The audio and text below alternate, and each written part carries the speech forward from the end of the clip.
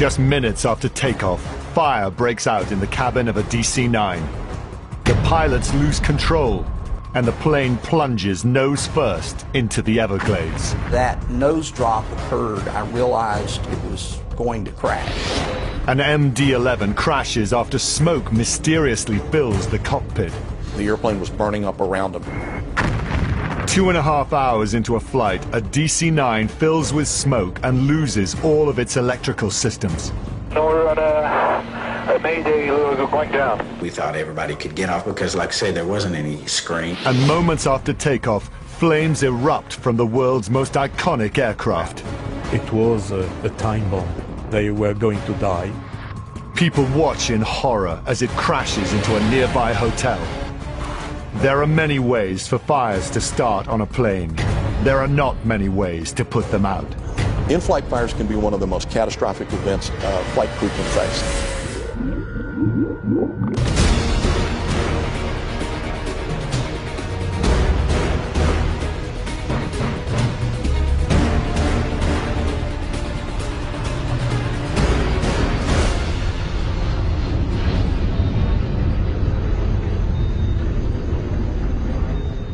The United States Federal Aviation Administration has found that nearly one flight a day is diverted due to smoke or fire in flight.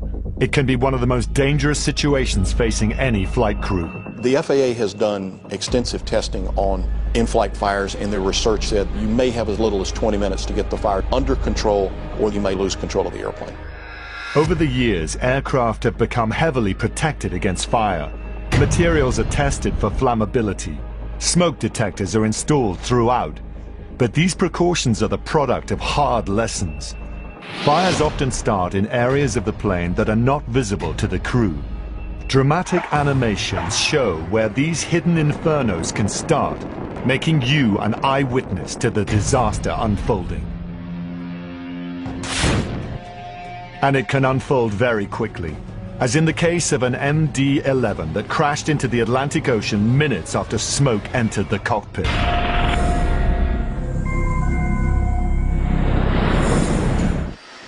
On September the 2nd, 1998, passengers on board Swiss Air Flight 111 are making their way from New York to Geneva.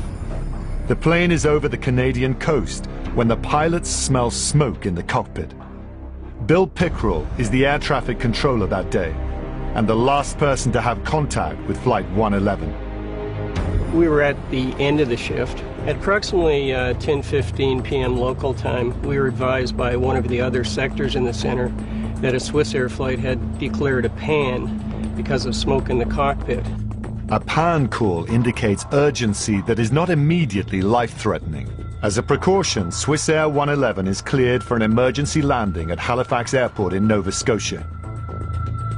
It appeared initially to be a fairly straightforward operation. The radio transmission was very professional, very calm. There was no indication of a sense of urgency. As they prepare for their descent, the smoke in the cockpit becomes heavier. Amid the growing danger, the pilots are faced with a difficult decision. The pilot advised that they needed to dump fuel. At that point, they were approximately 16,000 feet. The fuel dump complicated the situation greatly. It's a good decision to get the airplane as light as you can. It's easier on the airplane. But delaying the landing could put the flight in even more danger. The passengers have been told that they are being diverted, but there is no smoke in the cabin, and they have no idea that inside the cockpit something is going horribly wrong. Following the smoke checklist, the pilots shut off power to the cabin.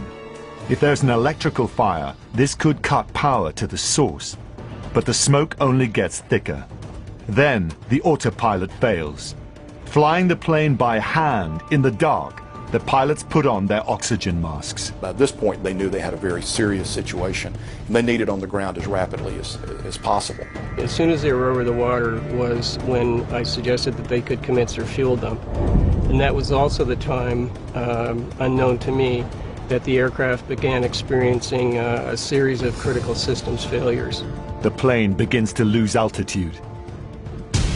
Within a minute, they had lost several critical systems. They lost the radio contact, and very soon after that we lost the transponder. Inside the cockpit, a nightmare scenario is unfolding. Fire has breached the ceiling, dripping molten aluminium onto the flight deck. They lose control of the plane and plunge into the ocean at 345 miles an hour. The impact is tremendous. There are no survivors. The plane shatters and only small traces remain floating on the surface. The rest disappears into the Atlantic. It is clearly now not a rescue mission, but a recovery mission. Puzzled by the tragedy, investigators are eager to retrieve the wreckage. We knew that if we found the source of that in-flight fire and the fuel that was feeding that in-flight fire, that we would get to the safety issues that we needed to identify. But the answers to questions about how it started and what burned are scattered on the ocean floor. Some 185 or 90 feet below the surface of the ocean and spread out, and we didn't know exactly where it was. We didn't know exactly what we were faced with in trying to recover it. The first challenge is to find the black boxes. We managed to go in and locate and recover the 2 black boxes. It was a setback because the fire, in fact, had burned both of those flight data recorder and cockpit voice recorder about 6 minutes before the aircraft actually hit the water. It was pretty disappointing. With no new information about the final 6 minutes, investigators are forced to rely on the wreckage for answers. It's not necessarily standard practice to rebuild an airplane to be able to solve the riddle of what happened. In our particular case, that was really the only way we were going to be able to do it, was to take the pieces that we were able to recover and then identify and place them back into a structure that resembled the original airplane, so we could basically look for fire patterns on the burn pieces that we had and then try and trace the fire to its origin. But how could fire breach the cockpit, the most protected area of the aircraft? The answers shocked the aviation industry. We had indications that there was insulation cover material in the airplane that had burned. It didn't look like this stuff should burn at all. But we said very quickly after that that this material is what spread the fire, what made it so hot, and in fact what made that airplane crash into the ocean. In 1998, thousands of planes were taking to the skies full of the same insulation. There was fire damage in the area over the flight deck, and this surprised them because there's testing done to ensure that these thermal acoustic blankets do not burn easily, and yet there was fire damage. We took some of this material and touched a match to it, and lo and behold, we discovered that it burned. Not only did it burned completely, and it burned hot, and it burned smoky. Investigators race to find out what ignited the insulation before another aircraft is affected. Coming up, will millions of pieces of wreckage yield answers before it's too late? Swiss Air Flight 111 on its way from New York to Geneva falls from the sky and into the Atlantic Ocean near Nova Scotia, just minutes after the crew reports smoke in the cockpit. In the search to find out what went wrong, investigators discover that a common aircraft insulation material is a fire hazard. Thousands of planes are refitted with new insulation and flammability testing is re-evaluated, but they still don't know how the fire started and if other aircraft are at risk. When we started to look for potential ignition sources, the very first thing that comes to mind is aircraft wiring. The investigators scour more than 150 miles of wiring for signs of an electrical malfunction called arcing. Arcing events are when electricity jumps from a wire to another piece of metal. It can be another wire, or it can be a part of the airplane or something else. When it does that, it can create a tremendous amount of heat. Finding an arcing event is difficult, and determining if one preceded another is nearly impossible. But 6 months into writing the final reports, the impossible happens. We managed to come up with a wire bundle that was in fact involved in the lead event. The investigators identified two microscopic points on a wire and determined that they were the first to experience a fault.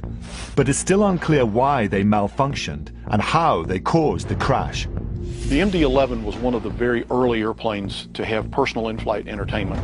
And so in the first class cabin area, this system drew a lot of power. And on this type of airplane, it has individual power supplies for the cabin as well as the different parts of the flight deck. When the system was installed into the aircraft, it was wired into the cockpit, drawing power from the same source as the flight controls. Under normal conditions, an in-flight entertainment system arcing event and fire would be controllable because they would be able to shut off electricity to it. Unfortunately, in the case of Swissair 111, they were unable to do that. Wear and tear on the entertainment system wiring created an opening that allowed electricity to jump out. The arc occurred right next to the wires that powered the flight deck's most crucial equipment, setting off a fire that spread across the cockpit attic, burning through the ceiling.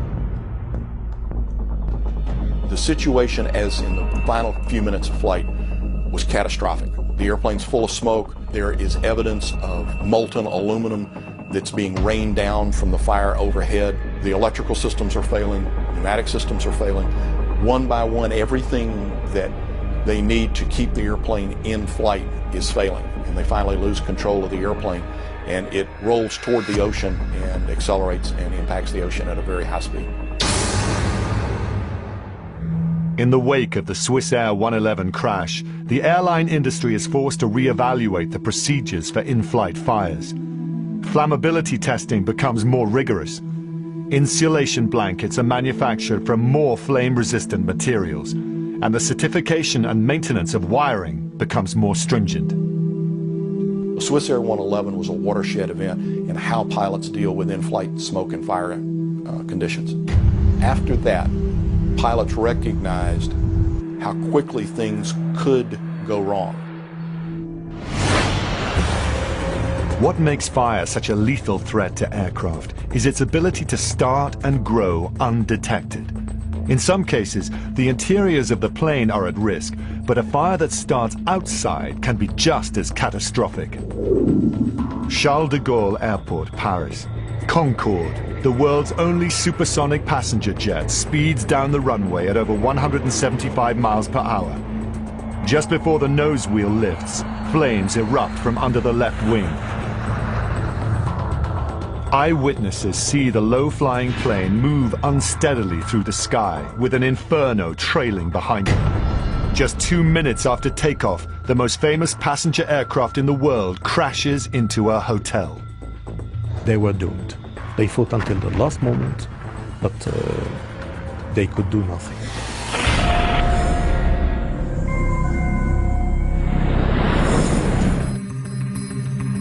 July the 25th, 2000. Air France Flight 4590 is preparing for takeoff from Paris's Charles de Gaulle Airport on its way to New York. Other air traffic gives way, and people stop to watch as Concorde prepares for takeoff. No one realizes they're about to witness a disaster.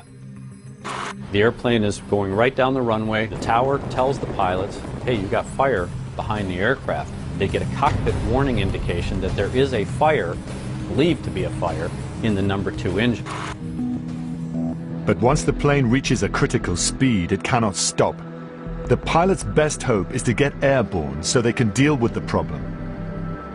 Typically for a pilot, whenever you have a problem and you're committed to flight, which this crew was, they want to climb to what they call a safe altitude before they really start taking corrective action. But the Concorde's ability to fly has been compromised by the fire. He had started to lose directional control. When you got the airplane flying, he's heavy, low, and slow. That is a very critical point for a pilot. A minute after takeoff, the number 2 engine fails. The pilots begin to go through the engine fire procedure. In the cockpit, they're starting to get warnings. They've been told by the control tower that they have fire. So for a pilot, they go, I have a fire in the number 2 engine. But the situation is not what the pilots suspect. Desperately trying to get enough speed to stay airborne, they attempt to pull up the landing gear. They'd selected the undercarriage up, but it wouldn't come up because the left-hand undercarriage had been damaged by the fire. They were not in a position to continue level flight, and at that point they realized they needed on the ground at the closest airport, which was Le Bourget. It wasn't a good choice, but it was the best choice that they had.